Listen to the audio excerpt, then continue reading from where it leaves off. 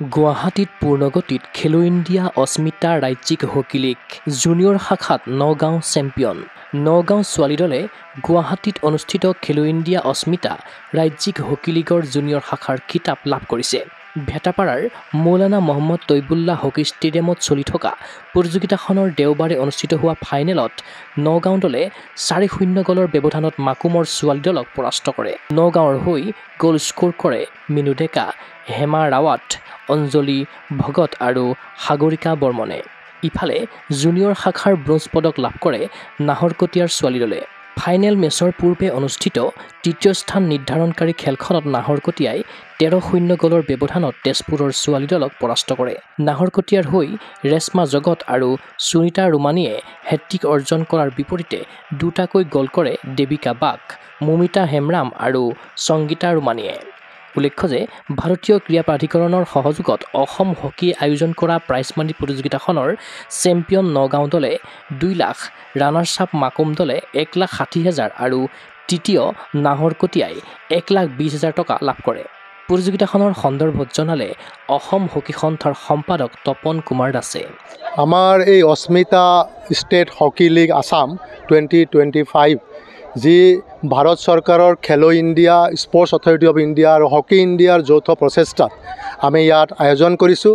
অসমৰ best 8 district team junior পৰ্যায়ত যোগদান কৰিছে মহিলাৰ আৰু 8 সাব জুনিয়ৰ কেটাগৰীত ডিষ্ট্ৰিক্ট টীমে পাৰ্টিচিপেট কৰিছে আৰু খুব উন্নতমানৰ পাৰদৰ্শিতা আমি দেখা পাইছোঁ উদীয়মান খেলুৱৈসকলৰ মাজত। আৰু এই খেলৰ জৰিয়তে আমি খেলুৱৈসকলক উৎসাহ আৰু উদ্দীপনা খুব দেখা পাইছোঁ আৰু সেইসকল খেলুৱৈ ভৱিষ্যতে যে অসমৰ সম্পদ আৰু ভাৰতৰ সম্পদ হ'ব তাক আমি দেখা পাইছোঁ। আমি আশা কৰিছোঁ যে এই খেলৰ জৰিয়তে যিসকলে চেম্পিয়ন হ'লে তেওঁলোকে 2 লাখ টকাৰ কেছ মানি পাইছে, যিসকলে ৰানাৰ্ছ আপ হৈছে 1,60,000 টকাৰ কেছ মানি পাইছে, যিসকলে তৃতীয় স্থান পাইছে তেওঁলোকে মোটামুটি 1,20,000 টকা কেছ মানি পাইছে। তাৰ লগে লগে তেওঁলোকে এটা মূল্যৱান চাৰ্টিফিকেটো পাইছে ভাৰত চৰকাৰৰ। মই ভাবোঁ এই অস্মিতা ষ্টেট হকী লীগ জুনিয়ৰ গাৰ্লছৰ আজি যি চূড়ান্ত খেল হ'ল, খুব উন্নতমানৰ খেল হ'ল। তিনিওটা দলে সমসাময়িক দল আছিলে, তাৰ মাজতে নগাঁও দলে চূড়ান্ত বিজয়ী হ'ল।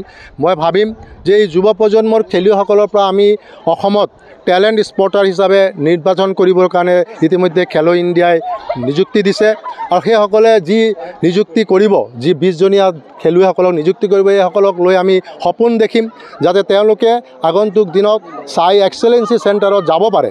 তাৰ ব্যৱস্থা যাতে খেলো ইণ্ডিয়াই লয়, অসম চৰকাৰে যাতে এটা একাডেমীৰ জৰিয়তে এই ব্যৱস্থা হাতত ল'ব, এই আশা কামনা কৰিছোঁ। আৰু সকলো গুৱাহাটীৰ যিসকল ক্ৰীড়ামোদী ৰাইজে আহি আমাৰ খেলুৱৈসকলক উৎসাহ দিলে, বিশেষকৈ আমাৰ ক্ৰীড়ামন্ত্ৰী ডাঙৰীয়ানী আহিছে, আমাৰ GR ৰবীন্দ্ৰ ৰাজুজি আহিছে, আমাৰ প্ৰণয় বৰদলৈ ডাঙৰীয়া আহিছে, মনিন নভিজ ডাঙৰীয়া আহিছে, আমাৰ প্ৰাক্তন DGP প্ৰদীপ কুমাৰ ডাঙৰীয়া আহিছে, আমাৰ বিবেক খেতাৱত ডাঙৰীয়া ইয়াত আহিছে, খেলুৱৈসকলক উৎসাহ দিবলৈ স্বপ্না বনিয়া ডাঙৰীয়ানী ইয়াত আহিছে। মই ভাবোঁ আমাৰ ক্ৰীড়া সঞ্চালকালয়ৰ যুটীয়া সঞ্চালিকা আমাৰ অন্তৰা গগৈ ডাঙৰীয়ানী, অসম চৰকাৰৰ খুব দায়িত্বশীল বিষয়া তেখেতো ইয়াত আছিলে। তাৰ লগে লগে আমাৰ ভাৰত চৰকাৰৰ ক্ৰীড়া প্ৰাধিকৰণৰ এছিষ্টেণ্ট ডাইৰেক্টৰ অন্যান্য শৰ্মা ডাঙৰীয়ানী ইয়াত আছিলে। সকলোৱে উপভোগ কৰিলে এই খেলখন, খুব আনন্দিত হ'ল। আৰু আমি আশা কৰোঁ যে এই সুযোগতেই হকীৰ উত্তৰণ দিশে যে আগবাঢ়িছে মহিলা হকী, পুৰুষ হকী, এই দুয়োটা খেলৰ জৰিয়তে আমি অনুমান পাইছোঁ আৰু আমি ভৱিষ্যতে চৰকাৰৰ পৰা আমি যথেষ্ট আশা অনুভৱ কৰিছোঁ। ট্ৰফি প্ৰদান অনুষ্ঠানত উপস্থিত থাকে অসমৰ ক্ৰীড়ামন্ত্ৰী নন্দিতা গাৰ্লুছা, বিশিষ্ট সমাজসেৱক ৰবীন্দ্ৰ ৰাজু, প্ৰাক্তন DGP প্ৰদীপ কুমাৰ, যুটীয়া ক্ৰীড়া সঞ্চালক অন্তৰা গগৈ, চাই গুৱাহাটী কেন্দ্ৰৰ সহকাৰী সঞ্চালক অন্যান্য শৰ্মা, অসম হকীৰ সম্পাদক তপন দাস, সমাজসেৱিকা স্বপ্না বনিয়া আৰু জ্যেষ্ঠ সাংবাদিক প্ৰণয় বৰদলৈ। প্ৰতিযোগিতাৰ সামৰণি অনুষ্ঠানত উপস্থিত থাকি আনন্দিত ক্ৰীড়ামন্ত্ৰী নন্দিতা গাৰ্লুছা। खेलो इंडिया अश्मिता हॉकी लीग जो जूनियर और सब जूनियर का एक फ़ाइनल हो गया है। हमारा सब जूनियर आज स्टार्ट होगा और जूनियर का अभी ख़त्म हुआ है। फाइनल में गया है हमारा माकुम और नौगांव से जीत के आया है।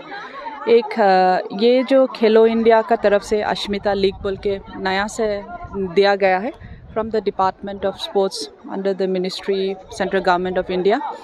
इसमें देखा जाए तो it is usually for the women, बच्चे लोग को, जो लड़की लोग हैं उनको कैसे करके लेके आए। अगर आप अश्मिता का वर्ड देखेगा तो वहाँ पे लिखता है कि achieving sports in milestone through inspiring actions. So ये एक बहुत ही अच्छा से सोच के बनाया गया है, जहां हमारा लड़की लोग बहुत आगे हॉकी के लिए जाएंगे। And hockey is always an medal winning game for India. हम लोग भी यही कोशिश करेंगे कि हमारा आसाम का टीम से और आगे जाए। आप लोग भी खुश होंगे कि अभी तक में आसाम का महिला का टीम पे एक नेशनल्स में ऑलरेडी जा चुका है और वो अभी ट्रेनिंग पे है। ऐसे ही अगर मौका मिले तो हमारा लड़की लोग आगे और बढ़ेंगे और देखेंगे कि आगे और हमारा तरफ से डिपार्टमेंट के तरफ से कैसे और उनका हेल्प कर सकता है। आज में हमारा एसोसिएशन के तरफ से भी 1-2 सजेशंस था, वो सजेशंस में हम लोग देखेंगे और अच्छी तरह से हॉकी को जो इंटीरियर्स में है उसको लेके उभार के लेके आना है। Thank you so much. हाँ, वही एक बोला है, बहुत सारा एकेडमी एथलेटिक्स का आ रहा है, उनको भी एक सोच के लेके आया है। We will think on it कि हमारा एकेडमी जितना है तो वो अच्छे ही होंगे। जस्ट एकेडमी कर लेने के बाद सस्टेन नहीं होगा तो बहुत ही प्रॉब्लम होगा, इसलिए सस्टेनिटी कैसे करना है उनको एक थरो प्लानिंग करके we will move forward to it. অহা ২৬ মাৰ্চত সামৰণি পৰিব লগা প্ৰতিযোগিতাৰ সাব জুনিয়ৰ লীগৰ খেল দেওবাৰে আবেলিৰ পৰা অনুষ্ঠিত হৈছে। জুনিয়ৰ শাখাৰ দৰে সাব জুনিয়ৰ শাখাতো ৮টা দলে অংশগ্ৰহণ কৰিছে। 2টা গ্ৰুপত দলকেইটাক ভাগ কৰি শীৰ্ষ 2টা দলে ফাইনেল মেচ খেলিব। ক্ৰীড়া অনুৰাগীৰ আশা খেলো ইণ্ডিয়া অস্মিতা ৰাজ্যিক হকী লীগৰ জুনিয়ৰ শাখাৰ দৰে সাব জুনিয়ৰ শাখাৰ মেচো হওক সাফল্যমণ্ডিত। ভিডিঅ' জাৰ্নেলিষ্ট জবান ৰাভাৰ সহযোগত চিন্ময় বৰাৰ প্ৰতিবেদন গোগো স্পৰ্টছ NA।